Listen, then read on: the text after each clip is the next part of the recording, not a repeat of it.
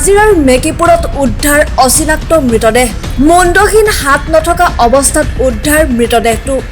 নাজিৰাৰ মেকিপুৰ পাটঘৰ চাৰিআলিৰ সমীপৰ কাছপথাৰৰ পানীজুলিত উৱলি যোৱা অৱস্থাত উদ্ধাৰ হয় এই অচিনাক্ত মৃতদেহটো এটা প্লাষ্টিকৰ বস্তাত ভৰাই থোৱা অৱস্থাত উদ্ধাৰ এই ঘটনাৰ পিছতেই এতিয়া অঞ্চলজুৰি সৃষ্টি হৈছে তীব্ৰ চাঞ্চল্যৰ প্ৰকৃততে এই অচিনাক্ত মৃতদেহটো কিদৰে ক'ৰ পৰা মেকিপুৰ পাটঘৰ কাছমাৰী পথাৰৰ পানীজুলিত উদ্ধাৰ হয় তাক লৈ এতিয়া সৃষ্টি হৈছে চাঞ্চল্যৰ মুণ্ডহীন হাত নোহোৱা এই মৃতদেহটো কোনো অচিনাক্ত ব্যক্তিয়ে হত্যা কৰি প্লাষ্টিকৰ বস্তাত ভৰাই পেলাই যোৱাৰ সন্দেহ স্থানীয় ৰাইজৰ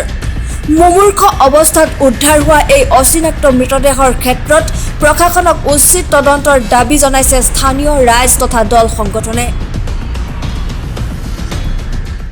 যেহেতু আমাৰ চাহ বাগিচা অঞ্চলত আমি দুৰ্গা পূজা খুব উলহ মালহেৰে পালন কৰিছোঁ আৰু এনেধৰণৰ ঘটনা সংঘটিত হোৱা নাই এইটো বহুত দুখৰ বিষয় আৰু ইতিমধ্যে হেৰি আহি আছে আমাৰ দীপাৱলী আহি আছে আৰু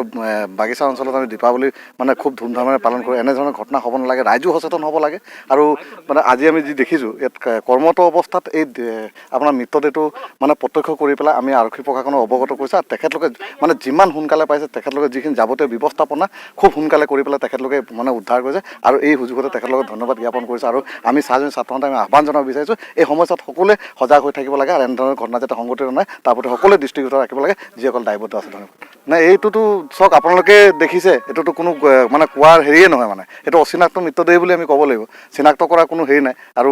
প্ৰশাসনিক মানে বিষয়া আছে ইয়াত উপস্থিত তেখেতলোকে কেনেকৈ কি ব্যৱস্থাপনা কৰি মানে চিনাক্ত কৰিব এইটো তেখেতলোকৰ কথা